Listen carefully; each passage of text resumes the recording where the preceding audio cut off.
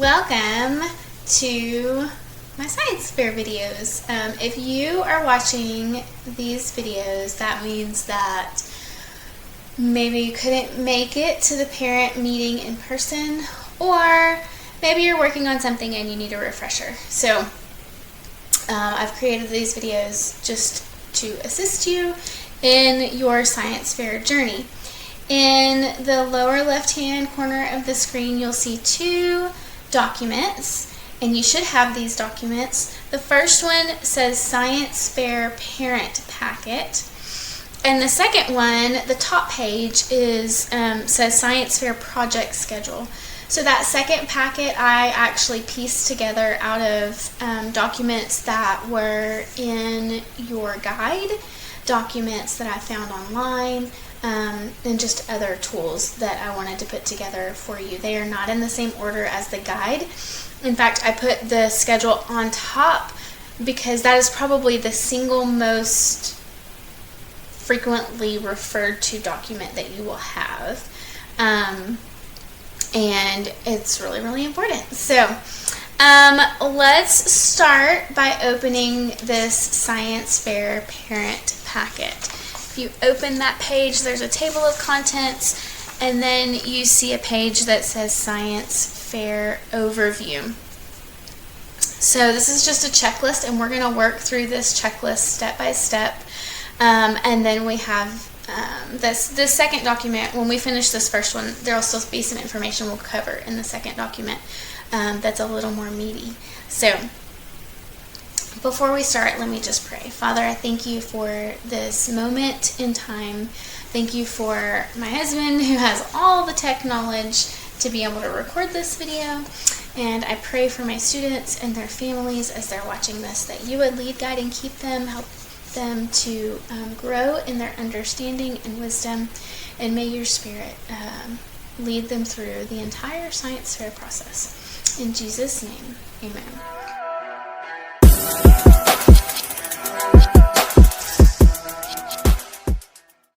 Okay, so Science Fair Overview. Why Science Fair? This is on page 14 of your Challenge A guide. It's just, and I'm just going to read it for you. Science Fair is a unique opportunity for students to explore the art of inquiry through scientific research. Students use the common topics to explain their knowledge of the scientific method. They choose, plan, and perform an experiment. They formulate a research paper, and they enhance presentation skills. Throughout this experience, they discover scientific laws that govern our universe and the God who designed them in all their complexity. You can now check that box. The second box says, read why participate in Science Fair. So this is actually in your second document here. You'll see my page is highlighted already because you're actually looking at my notes in the camera. And I'm just going to read the larger print reasons. All of that information is there for you to peruse at your leisure. Reason number 1, Science Fair provides an opportunity for your child to select a project that interests him or her. Reason number 2, choosing an age-appropriate project helps your student take ownership and develop discipline. Ownership is our theme for Challenge A. On the back side of that paper, Reason 3, Science Fair provides an opportunity to relish the learning experience. And by this I mean to enjoy learning something new, even if it proves harder than you thought. Also known as learning from people who have an interest in your topic. And reason number 4, the project provides practice in the scientific method, such that it sinks in. And by this I mean, if you carefully and patiently complete your experiment and record your results. That last phrase is really important. Carefully and patiently complete your experiment and record your results.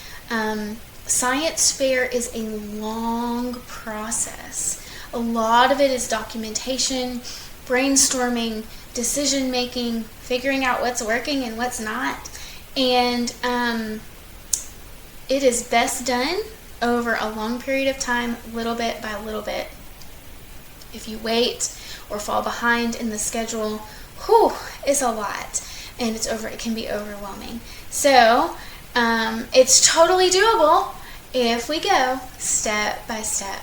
And science fair really requires a lot of parent participation. And if you can get this under your belt in the beginning and really give your kiddo a firm handle on where we're headed and the why of what we're doing, then that will carry them through. That plus a really interesting, something they're interested in as an experiment. Those two things will really carry them through this whole process. So you can check that next box. The following box says Read Road to Science Fair on page 124 in the guide appendix. So, ta-da! That's your next page in your other packet. This is for you to look at later. Really, this whole video is walking you through the steps of science fair, but it's a good thing to reference because it helps you make sure that you haven't skipped a step as you're working through the science fair process. All right, we're going to turn to the next page in our parent packet, and this is really an overview of our time frame.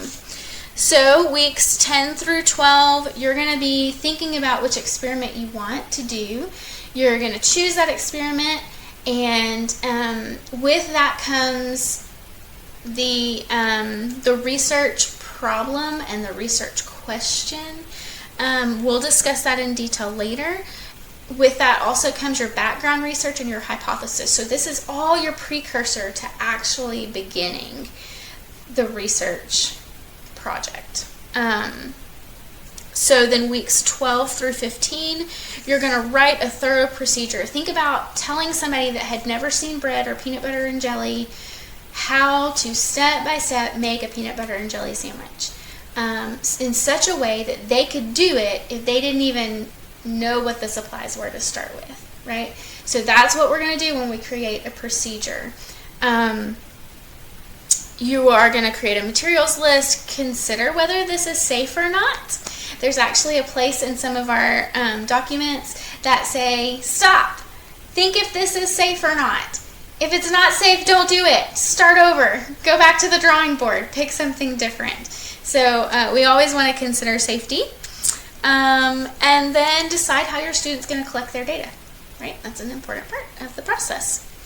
Then we have the semester break. So this is going to be Christmas break for us. And you do your project over Christmas break. It's so important for you to grasp that now, because if you're going through your guide week by week, on week 15 it doesn't really say much about it. But if you wait, I don't know how you are at our house, when we get home from our last community day at semester break, we all crash and we're done, and we don't want to touch those things for a little bit. Give us a break. I hope you emptied your lunchbox. But if you do that and you don't know that you've got to complete this science fair project over the semester break, when you get ready to do week 1, the first thing that it says in the research strand is, your project should be completed by now. So we need that heads up before we get there. So over semester break, that is when you're going to complete your science fair project.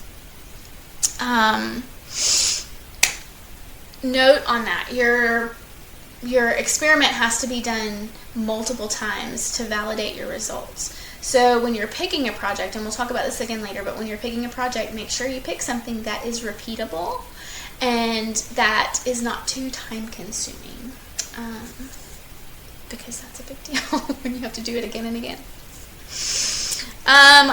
When we come back for our first week, semester 2, week 1, so that experiment will have been completed. You will have already written out your whole process and gathered your data over the semester.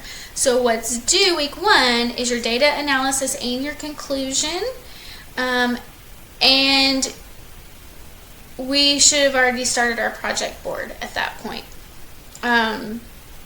Weeks 2, 3, 4, we're actually going to be Your kiddos are going to be presenting in class for their peers for peer review so that they can tweak their presentation, maybe add or subtract something from their presentation board.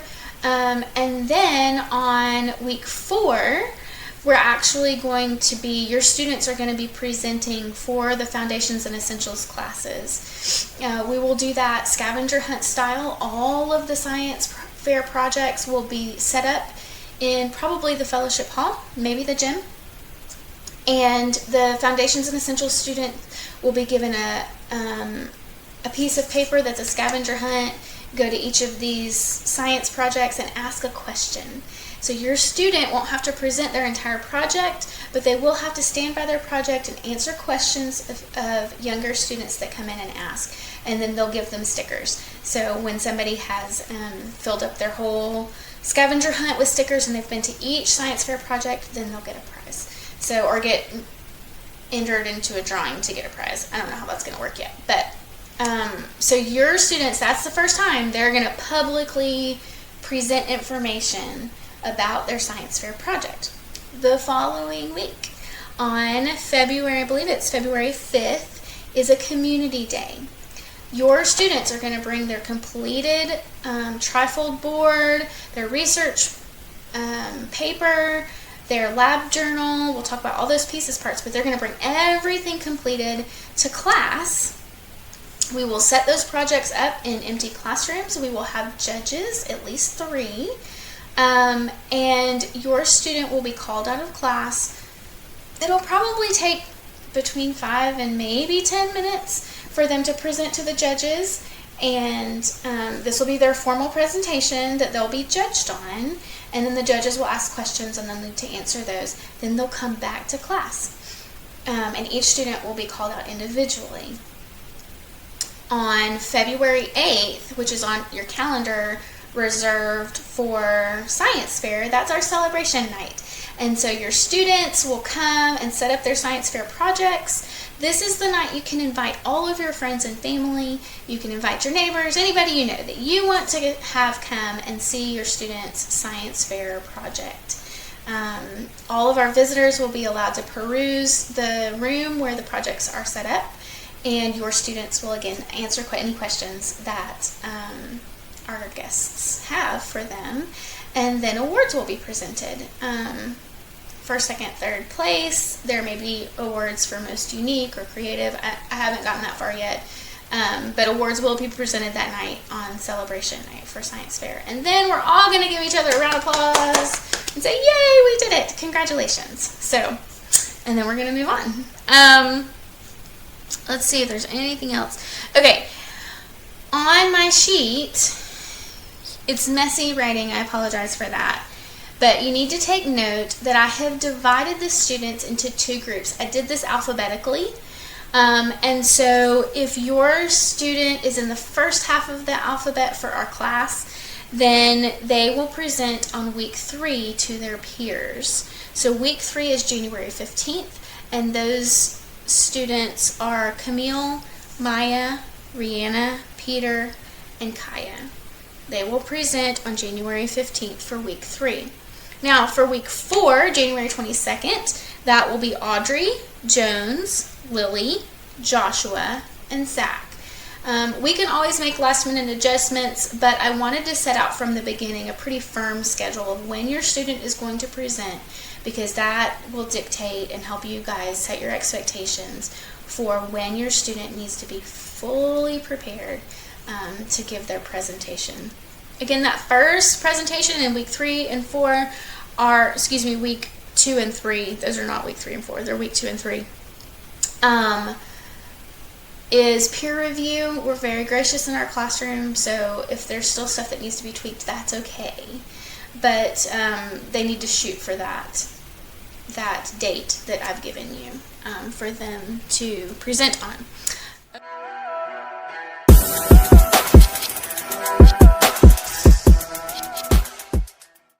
Okay, turning our page. So our box here says attend to the science fair schedule.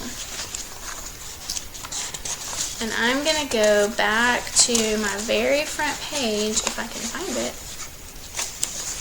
my very front page in our second science fair project document, and you'll see that I have gone through and written dates here. These dates follow the Challenge A calendar that you have in the documents and that you were given out at orientation. So I'm not going to read all of these dates for sake of time, and it's printed there, but it follows along with your calendar. I will introduce science fair to your students on week 10. That means when they go home from class week 10, they're working on week 11. When they come to class that following week, which will be October 30th, the work for week 11 is due. To the left of the week column, this itemizes exactly what is due on week 11. So your research problem is due. Bring ideas for your science fair project. Think of a problem you might like to investigate. Add to your research plan. We'll talk in detail about what that is, so just hold on for a minute. And bring your lab journal to community. Okay?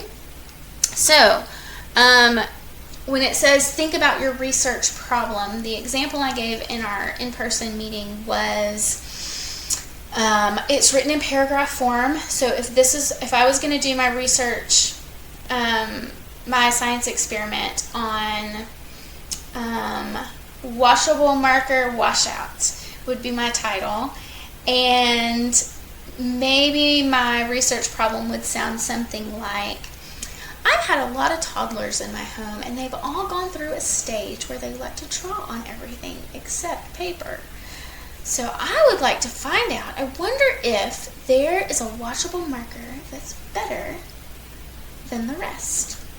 Wonder if washable markers wash out of skin and clothes and plastic cups. What about walls or floors?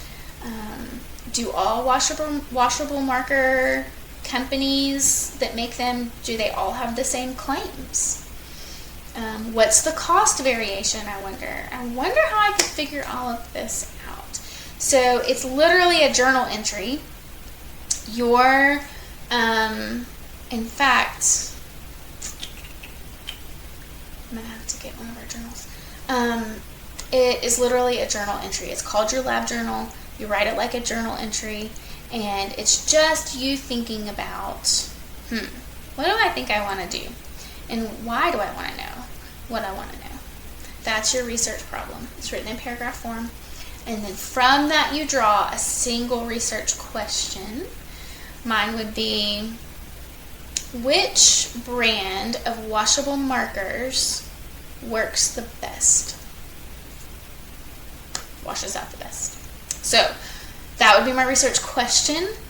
And then I have to think about, how am I going to test that to figure out which one's actually the best? We'll talk in depth about that later. So, things that are not, you see here, but they're not added in print.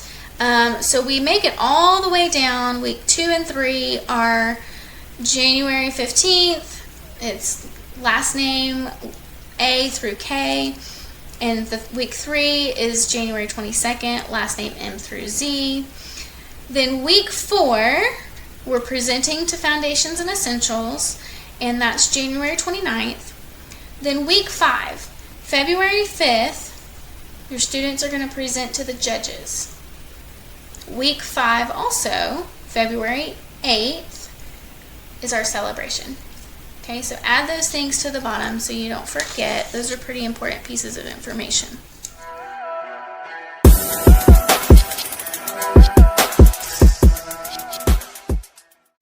We're going to go back to our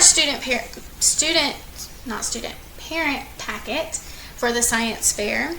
And you see on this page that says support for the journey. This is a list of videos for the science fair that is already available to you on CC Connected. Below that we see terms and tips. So we're going to flip over in your second science fair project packet. There is a page labeled science fair terms. You need to review these. I'm going to use these scientific words in class. Of course, students can always ask questions and I'll explain what they are. But we want to use scientific language. Your students are going to be scientists. They are scientists already. They've been doing their research papers. And so it's helpful for them to understand the actual language that a scientist uses when they are doing a science experiment. So these are the science fair terms. Be familiar with them yourself and help familiarize your student with these terms. I want to draw your attention to independent variable. So this says the one thing that is changed in the experiment while everything else remains constant. So how many independent variables are there? One. This is crucial. It is key to your entire science fair project. When your student picks an experiment to do, the experiment can only have one independent variable that is being tested. Only one. So you have to, when you're evaluating whether a science experiment is valid to do for CC Science Fair, you have to think through, does this fit the model, right? Another parent gave an example of testing something in specific temperatures. I think they were testing magnets. Do magnets work in all these different temperatures? How do they affect them? And all of the temperatures that they had used were air temperatures. And then all of a sudden they thought, I wonder if boiling water would change it. But then we've introduced a second variable because all these temperatures that they used to begin with were air temperatures. Now if we add boiling water, that's a second variable, and that doesn't work. So we have to stick to one thing that is being tested and changed. Everything else must remain constant.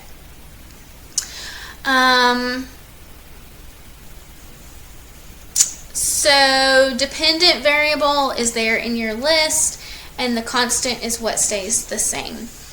What is X or Y? This is at the bottom of your parent packet. It says, as your student examines possible projects and evaluates them for testability, identifying the independent variable, the dependent variable, and constants are vital to success.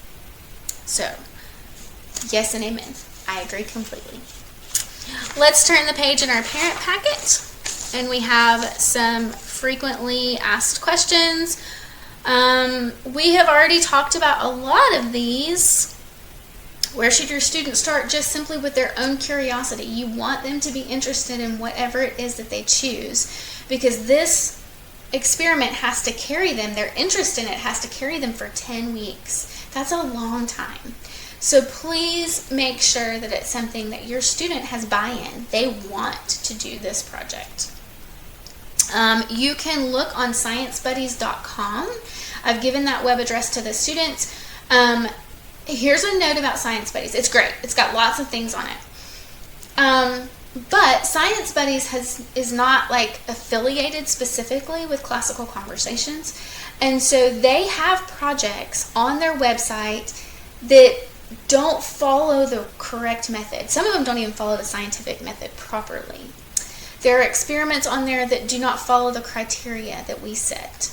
And so if you find something on there, that's great. Just double check it back to the CC criteria to make sure that you're within the guidelines. If you ever have questions, just ask me. No problem. Email, text, however you want to contact me, that's perfectly fine. I'm happy to help bounce ideas off of and verify if a project fits the criteria that we need for the CC Science Fair. So, what kind of projects are suitable? So because we have that single independent variable, nothing involving humans or animals are allowed because that introduces too many variables.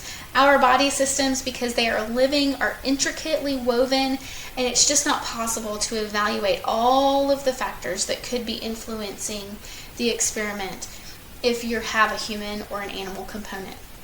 I will also say, I strongly advise you not to do a plant project. Plant projects take a very long time. And as I mentioned earlier, the projects need to be duplicated at least 2 times, but anything above and beyond that also adds to the validity of your results. And it just takes a really long time and really time consuming to try to watch and evaluate plants for changes in a science experiment. So I strongly recommend that you not do plants. A human or animal component is not allowed because it has too many independent variables.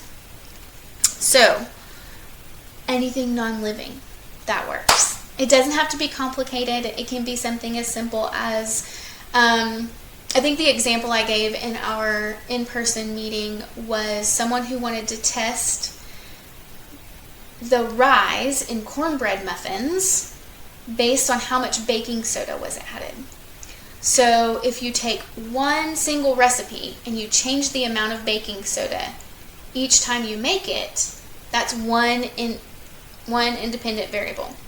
If, however, you use multiple recipes and each of those recipes had different amounts of baking soda, that would be too many variables. There would be too many things that were changed in those recipes, so that wouldn't be valid. But if you use a single recipe and every single thing is the same brand of flour, all the things are the same except for the amount of baking soda that's changed, that works. That is a single independent variable. Okay. What are some common mistakes to avoid? Now, oftentimes in a document, when they say these things, you're like, meh, maybe. No, actually, these are the most common mistakes, and they are absolutely necessary to be avoided. So, a science fair project is an experiment, not a demonstration. Some of the most common mistakes are not following the scientific method. We will go over that in detail in just a minute. Having more than one variable. We've already talked about that. Allocating insufficient time to complete the experiment. Again, the experiment needs to be repeated multiple times. And I'll tell you, please, when you are helping your student choose a science experiment, count the cost. Count the financial cost. Count the time cost.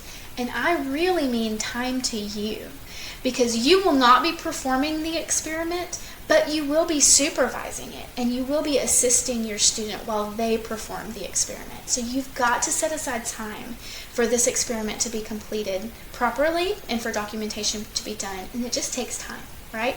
So please, please, please plan your time. If your science experiment is going to take a little bit longer, maybe you need to start before the semester break. I really recommend that you choose something that is simple and that is appropriate for the amount of time that you have to allocate to this assignment. And inadequately preparing to present the project to the judges. So let's pause here for just a second. Your students have been doing a fantastic job with their presentation skills and adjusting, growing, adapting in those presentation skills. Now, here's a big difference between science fair and giving a presentation of a science report in front of the class. Oftentimes, your students stand in front of the class with their paper and they read their paper. If they're really good and they've been working hard, and so many of them have, they have good eye contact and they keep reading their paper. And they have good eye contact and they're reading their paper. But mostly they're standing still. So I'm going to turn my camera just a little bit. Which way do I go? I'll turn my camera a little bit and I'm going to hide this one for a second. Can I hide it? Hide. Go away. Oh, I know how. Okay. So, this is a trifold board. It's a little bit hard to fit in the camera. It's actually a trifold board. And this is an example of somebody, of another student that did this one year. I really want you to see this other side.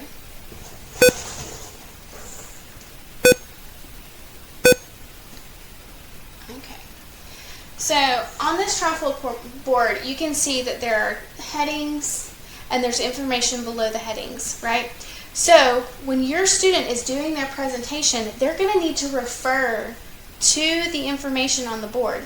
They can use this just like note cards, right? So here's something you can practice right away, even starting now, is you can get your trifold board and just even put sticky notes on it with the headings that are listed in your packet. You will get there, that say research problem, research question, hypothesis, background research. And so they can stand in front of their board. They don't have to have any of the details yet, but they could stand in front of their board in front of a mirror and simply say, "Hi, my name is Annika Williams, and my project was on washable marker washout. I wanted to find out, and I refer to the board, my research problem was to find out if it was possible that there would be a washable marker that worked better than all the rest.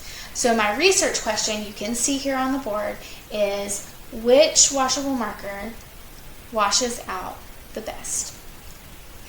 You can see when I did my background research here, I looked at all these different websites of companies that produced washable markers, right? They don't even have to do that much. If they can just refer to the titles, this is my research problem. This is my research question. The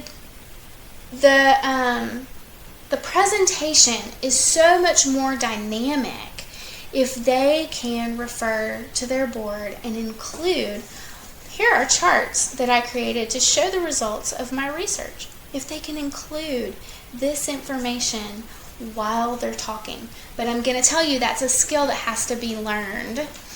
And we've got 10 weeks for them to practice. But if you wait until the very end, once they've already completed their research, their experiment, they've already completed their research paper, and they've completed their trifold board, and they're all done with everything, it may be fantastic, but this is a skill. At that point, it's too late to learn and practice this skill. And they're going to really wrestle and struggle with it.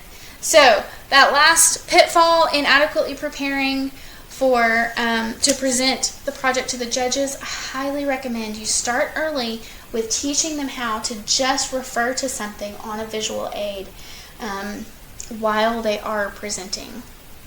Let's see if I can bring this back up. There they are. Okay. So, done with that. Next page. What happens if the experiment doesn't support your hypothesis? Great, you learned something. No problem at all. The research papers in APA format, we'll cover that way down the road. May students use PowerPoint presentations for the science fair? Okay, here's the deal. With our facility at Mount Zion, they are so gracious to host us and allow us to use their facility. I'm going to say, if you bring technology in, be self-sufficient. You need to not require Mount Zion equipment. So bring your own equipment, your own laptop, your own iPad, whatever it is. That being said, you don't have to use PowerPoint or an iPad or any kind of technology whatsoever. This trifold board and your research paper and your lab journal are 100% sufficient. So you don't have to do that. If your student did something for their science experiment that is particularly tech-centric, you're certainly welcome to do that. The only request that we make is that you be self-sufficient and bring your own supplies in that you need. And that technology cannot replace the trifold board. The trifold board is required along with the research plan, research paper, lab journal. Okay? All right. Let's see what's next in our parent packet. Here are 5 common topics. These are questions to help stimulate ideas for your student, things that they might be interested in for the science experiment. We're going to flip that page. I actually will hand this document out, one that's almost identical to it, to your students. Front and back are very similar. It's about selecting a science fair project and a scientist survey. This leads them through questions that just help them make sure they're on the right track, right? And this is where we talk about, is it safe? Is it safe to perform? You might need to pick a different one if it's not. Go back to your parents, make sure that they're included in this decision-making process. So, I always want to equip you with the same materials that I'm giving your students. I want to equip you with the same language so that we can be on the same team. I'm here to support you in this science fair journey. I'm excited. Your students can do this. You can do this. It's going to be great. Just hang in there and remember to go step by step.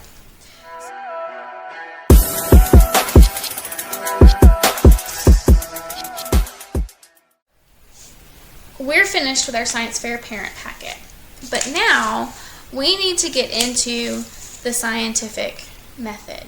Your page doesn't have all these sticky notes on it. These are my notes, but you should have a page that says scientific method at the top. So we've already talked about research question. What does that sound like? What does that feel like? You're going to write that research question in your lab journal. Hold on just a second. I'm going to be right back. I'm going to go get a lab journal. So, lab journal. What is this lab journal? Well, it's going to be a composition notebook just like this, or very similar, that I am going to provide for your students. And on week 10, we're actually going to prepare this in class. So you don't have to stress or worry about what is it supposed to look like? How's it supposed to be set up? We're going to set it up in class. And I'm going to explain to your students all about how to use it. And so we will have a table of contents, their name and teacher, director, all of that will be in there. But every single thing that they do for the science experiment is going to be handwritten in this notebook, in pen. I know that feels scary to some people. But one of the things that we're going to talk about in a few minutes is that this lab journal is your rough draft. Guess how a rough draft is supposed to look? Rough. It's rough. It's a work in progress. It's ideas that I had that didn't work and I had to mark them out. It's extra ideas that I had that I didn't even use. It's research. It's all the data that I'm collecting. It is my working, it's my working rough draft through this whole entire process. So I'm going to provide this. I'm going to set this up with your students in class on week 10, and then you will put everything you do in this lab journal. So first, you're going to ask you're going to have a research problem that you're going to write out, and you're going to ask a question. Then you're going to do background research. This can be internet research, library research. This can be talking to experts in the field. Whatever it is, it's fantastic, but it goes in your lab journal, okay? Then you're going to construct a hypothesis. I think that Crazy Art washable markers are going to perform the best of all the brands of washable markers. That's my hypothesis, okay? Then you're going to test it with an experiment. And notice here, is the procedure working? You might have decided beforehand how you were going to work the experiment, and it just doesn't work. It's not really testing, when you got into the nitty-gritty of it, it wasn't actually testing what you wanted to test, and it's just not working. Don't be afraid to scrap it and start over, or just adjust it a little bit this way, a little bit that way. That's what science is. That's what scientists do all of the time. So don't be afraid of that. Don't keep beating your head against the wall if something is not working. Adjust it, change it. But guess what you do? If you change it, write it down in your notebook, right? Document everything. The more you write in this lab journal, the more you will have for your research paper, and it'll be so easy to just produce that document that is needed at the end, because you've written all of your information, every single thing that you even thought about it in this lab journal. Okay, so maybe we've had to troubleshoot our procedure. Maybe it is working. Then we're going to analyze. We've collected data, we've done the project, we're analyzing that data. Did my experiment support my hypothesis? No, actually, Crayola was better. Crayola's washable markers washed out of more products than Crazy Art. My hypothesis was not supported. Yes, it was supported, or, well, it was supported in this way, but it wasn't supported in that way, so it's a partial support. That's okay too. You do your results, your support, and then you communicate those results and conclusions. And even to the point that you can say, if I were going to do this experiment again, I would change this, right? So, this is our scientific method.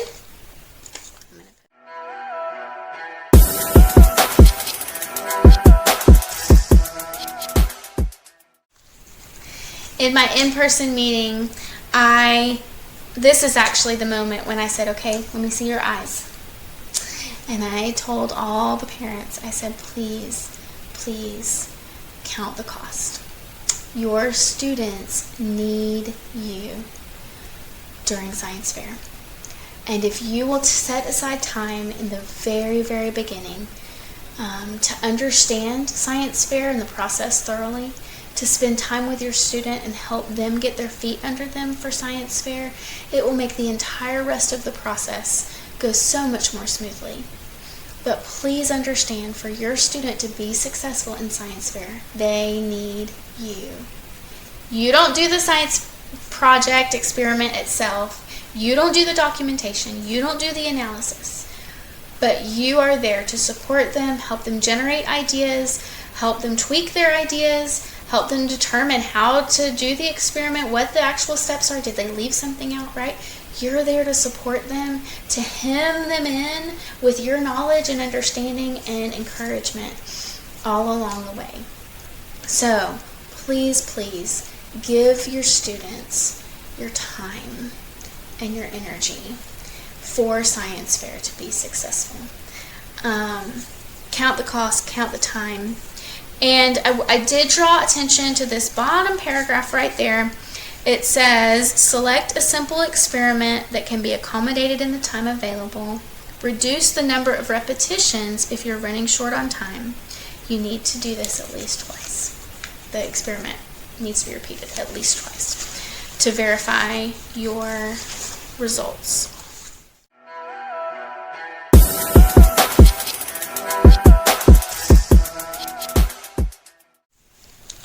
Okay, I have 4 things that I'm going to ask your student every single week that we are actively working on science fair, okay? And the very first week, I'm going to tell them the questions and the answers, and I'm going to drill these questions every single week. So I wanted you to have them so that you know what I'm telling your students. So the first question is, what do you write down in your lab journal? The answer is everything. What do you write down in your lab journal? Everything. Okay? The second question is, what do you write with? Pen. No pencil here, guys.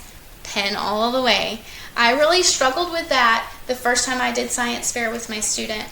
but it is so that you can see the working process of how your brain is processing the information, how you're brainstorming, what's working, what's not working. When you make a mistake in your lab journal, even if it's a spelling mistake or something that you want to correct, you draw one single line through that error and just keep moving on. If you do part of an experiment and it's not working and you have to adapt the process, draw a line through those lines, one single line through the text, and then say, this wasn't working because X, Y, Z.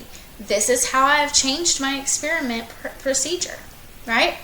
And honestly, not to promote messiness for the sake of messiness by any stretch of the imagination, but use the journal.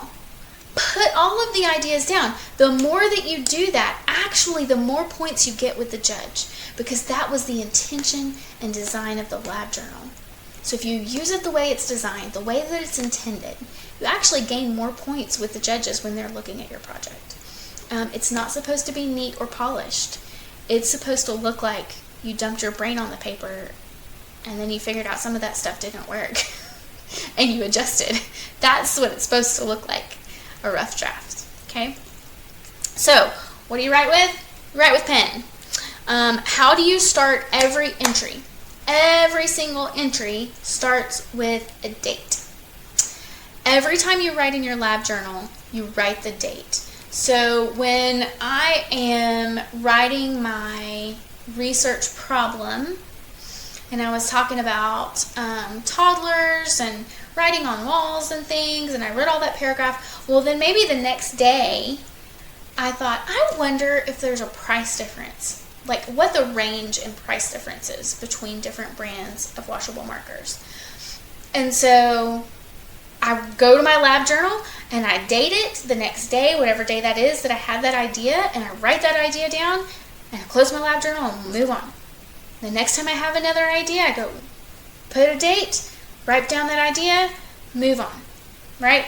Every single time that I have any thoughts or do any work on my science experiment, I write it in the lab journal and I start that entry with a date, just like you would any journal, right? And then the fourth question is, when do you type your research plan? Every week as you go is the answer. And I'll show you why. Sorry.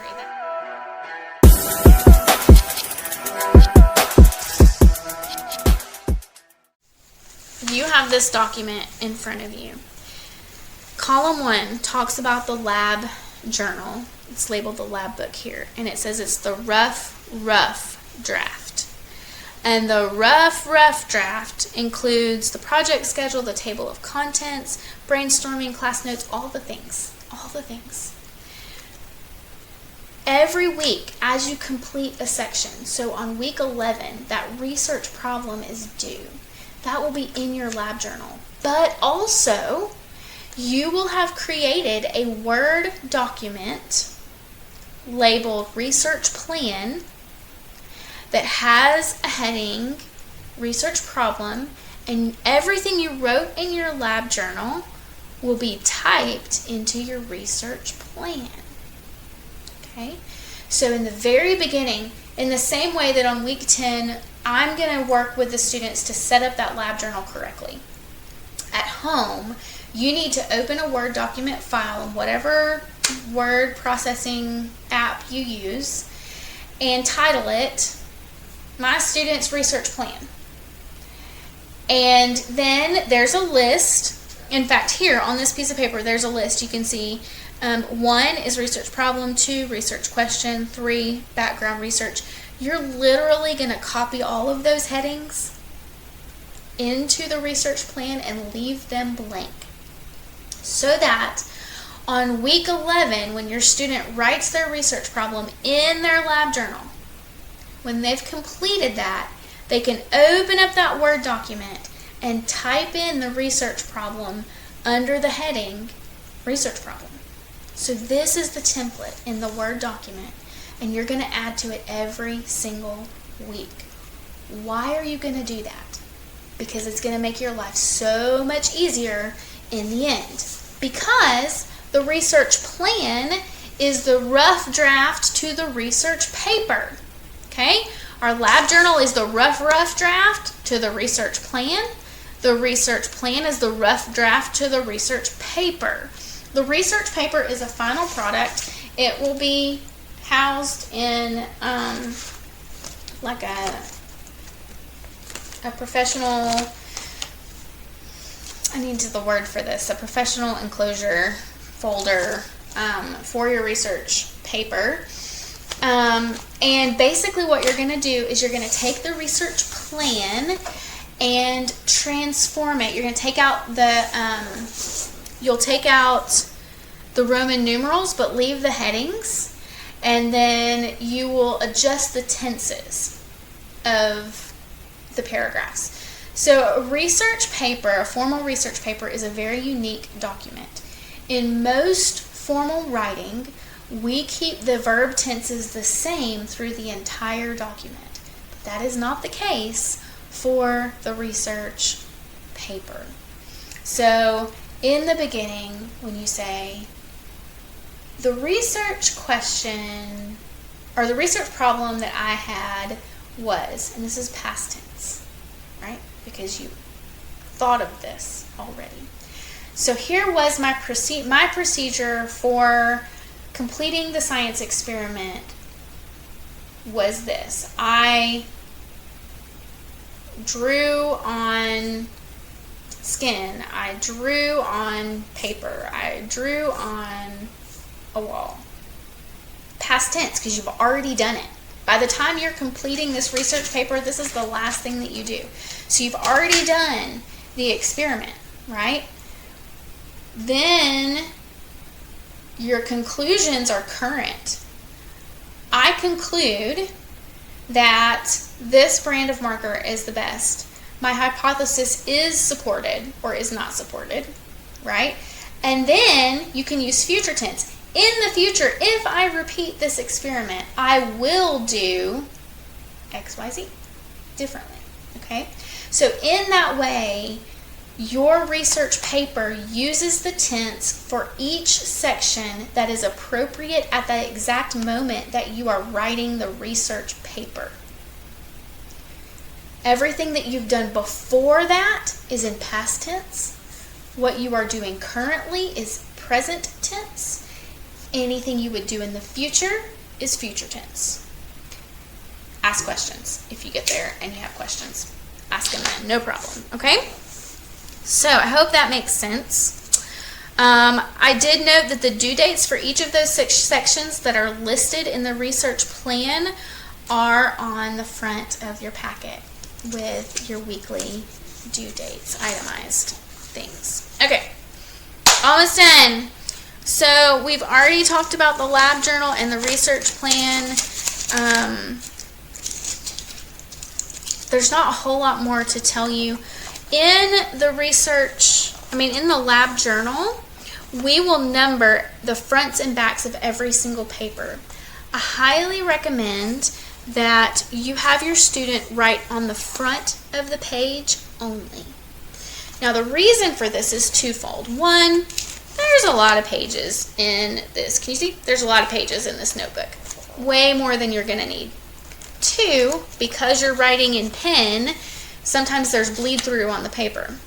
Number three, and maybe the most important, is if you have to adjust your research, your science experiment procedure, because something's not working, then when you mark that out and you flip the page over, now you actually still have room to write how you needed to adjust something. So this gives you a little bit of extra margin as you're working to be able to adjust and add information in the specific spot that it might be needed. So let's see, is there anything else? Here's some science fair questions. They recommend using this as an example to practice off of. I've already discussed with you, I think it may serve you better to go ahead and get a trifold board or even just a poster board and use sticky notes or put headings on it and have your student begin to reference those headings and practice that. This is your research plan with due dates. We've already talked about that, I think.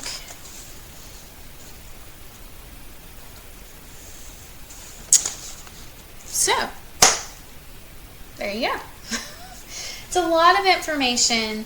And so please reach out to me if you have questions. Guys, I am your resource for this project. I don't want you to get overwhelmed. I don't want your student to be overwhelmed. I want to assist you as much as I can. The greatest recommendation I can give you is to keep up with the schedule and stay up to date as much as you can with that, and go little bit by little bit, and ask questions. Ask questions. When your kiddo has questions, ask questions. When you have questions, ask questions. If you guys are bumping heads at all and you feel like your understanding of the situation is different than what your student is saying, reach out to me and I'm here to support you. So I want to make sure that we're using the same language and everybody's on the same page. So please let me help you. I'm happy to do that. So thank you guys for your time. I know this is a long video, but I appreciate you and I hope that it's helpful in your science fair journey.